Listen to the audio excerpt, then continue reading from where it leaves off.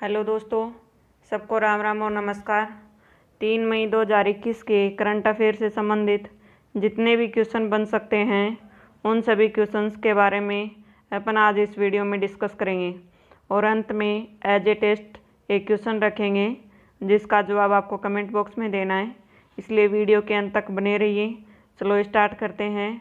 पहला क्वेश्चन है, 5वीं पीढ़ी की Python 5 air to air missile का सफल परीक्षण किसने किया है? ISRO, NASA, DRDO, SpaceX. किसने किया है? डीआरडीओ ने। ये जो पाइथन मिसाइल है ये 5वीं पीढ़ी की मिसाइल है जो एयर टू एयर वार करेगी। इसका जो परीक्षण किया है वो क्या है? रक्षा अनुसंधान विकास संगठन ने। ठीक है, इसका निर्माण किया गया इजराइल की हथियार निर्माता राफेल एडवांस्ड सिस्टम द्वारा। ठीक है, डीआरडीओ की स्थापना हुई थी 1958 में। डीआरडीओ का मुख्यालय है नई दिल्ली में। डीआरडीओ के अध्यक्ष हैं जी सतीश रेड्डी।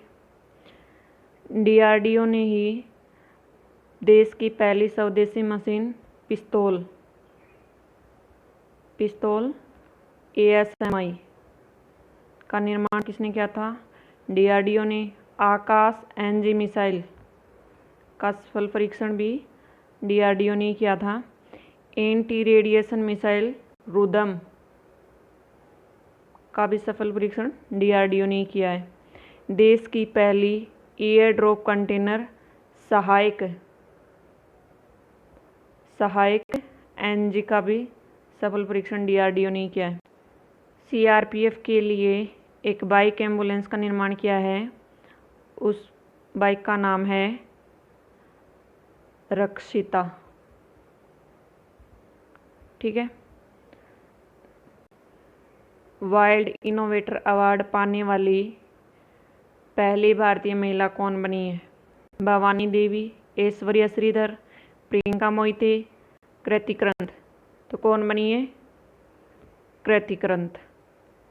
कृति कृंत है, ये बेंगलुरु में एक सेंटर है CWS, उसकी मुख्य संरक्षण वैज्ञानिक है। CWS की फुल फॉर्म है centre for wildlife studies. Kriti Karanth wild innovator award पाने वाली पहली भारतीय महिला और एशियाई महिला है। ये पुरस्कार वाइल्ड एलिमेंट्स फाउंडेशन के द्वारा दिया जाता है। ये है कृति कृंत। ठीक है, भारत अर्थ मूवर्स लिमिटेड BEML के नए अध्यक्ष और प्रबंध निदेशक CMD कौन बने हैं? संदीप कटारिया, अमित बनर्जी, शांतनु नारायण, संदीप मिश्रा। कौन बनी है? अमित बनर्जी। BEML की फुल फॉर्म है भारत अर्थ मूवर्स लिमिटेड। हाल ही में केंद्र सरकार ने किस राज्य या यूनियन टेरिटरी के लिए GNCTD अधिनियम लागू किया है? पंजाब, दिल्ली, गुजरात, गोवा। तो किसके लिए किया है? दिल्ली के लिए। अब ये GNCTD अधिनियम क्या है? इसमें बताया गया है कि अब दिल्ली में सरकार का अर्थ होगा उपराज्यपाल, मतलब उपराज्यपाल की मंजूरी के बिना कोई भी कदम नहीं उठाया जाएगा। दिल्ली के उपराज्यपाल हैं अनिल बैजल। दिल्ली के CM अरविंद केजरीवाल। और दिल्ली भारत की राजधानी कब बनी थी? 1912 में। ठीक है, इस अधिनियम के अनुसार उपराज्यपाल के पास विधायी प्रस्ताव तो कम से कम 15 दिन पहले और प्रशासनिक प्रस्ताव है वो 7 दिन पहले भेजना होगा। ठीक है, दिल्ली यमुना नदी के किनारे बसा हुआ है। दिल्ली देश का एकमात्र यूनियन टेरिटरी है जिसका समय का उच्च न्यायालय है। कहाँ पे है? दिल्ली में ही। भारत का पहला युद्ध स्मारक भी दिल्ली में बना हुआ है। भारत का पहला प्लाज्मा बैंक भी दिल्ली में ही है। वृक्षारोपण नीति लागू करने वाला भारत का पहला राज्य भी दिल्ली है। हाल ही में मंत्रिमंडल की नियुक्ति समिति द्वारा किसे वित्त सचिव नियुक्त किया गया है? सुनील अरोड़ा को, सुशील चंद्र को, टीवी सोमनाथन को, इनमें से कोई नहीं। तो किसे नियुक्त किया गया है? टीवी सोमनाथन को। टीवी सोमनाथन तमिलनाडु के 1987 बैच के IAS अधिकारी हैं। ठीक, सुशील चंद्र कौन है? सुशील चंद्र है चुनाव आयुक्त।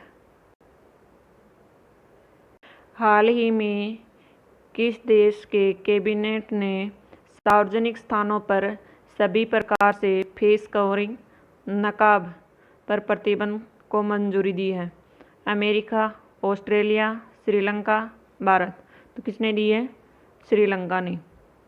श्रीलंका ने नकाब पर प्रतिबंध लगा दिया, सार्वजनिक स्थानों पर नकाब नहीं लगा सकते। श्रीलंका की राजधानी है कोलंबो। दूसरी राजधानी है इसकी जयवर्धनम पुरकोटे। इसके PM हैं महिंदा राजपक्षे, चौथी बार बने हैं। राष्ट्रपति हैं गोटबाया राजपक्षे। हाल ही में आयुष्मान भारत दिवस कब मनाया गया है? 28 अप्रैल, 30 अप्रैल, 25 अप्रैल, 24 अप्रैल। कब मनाया गया है? 30 अप्रैल को। आयुष्मान भारत योजना दिवस 30 अप्रैल को मनाया गया है। ये योजना विश्व की सबसे बड़ी स्वास्थ्य योजना है। ठीक है, इस योजना को 2018 में प्रधानमंत्री नरेंद्र मोदी ने शुरू की थी।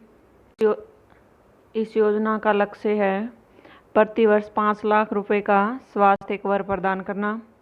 आयुष्मान भारत योजना को ही PMJAY योजना भी कहते हैं। PMJAY का नाम फुल फॉर्म है प्रधानमंत्री जन आरोग्य योजना। ठीक है, इस योजना का लक्ष्य भी है प्रतिवर्ष 5 लाख रुपए तक का मुफ्त इलाज प्रदान करना। भारत किस देश से 6 P-8I एयरक्राफ्ट खरीदेगा? रूस से, फ्रांस से, जापान से, USA से। तो कौन से देश से खरीदेगा? USA से।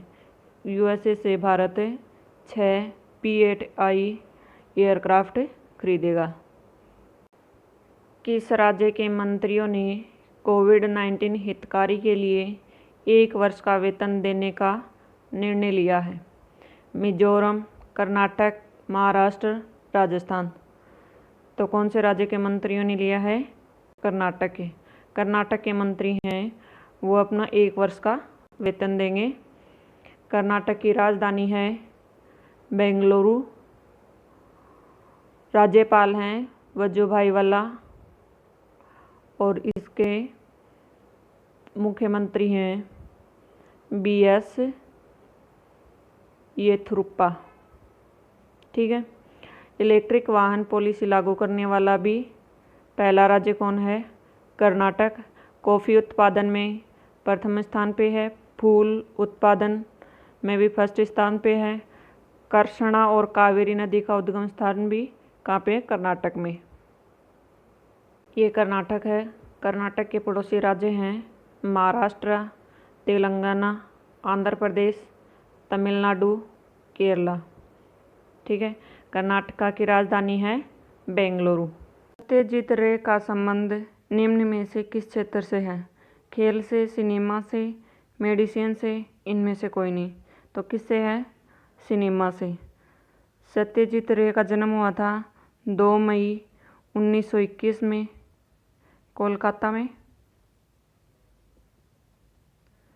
इनको भारत रत्न 1992 में मिला था। पद्म विभूषण 1976 में मिला था। दादा साहेब फाल्के पुरस्कार 1984 में मिला था। कल का क्वेश्चन था, हाल ही में दुनिया का सबसे लंबा पैदल यात्री सस्पेंशन पुल कहाँ शुरू किया गया है? अमेरिका में, ऑस्ट्रेलिया में, पुर्तगाल में, कनाडा में। तो कहाँ शुरू किया गया है? पुर्तगाल में। पुर्तगाल इसका सही आंसर हो जाएगा।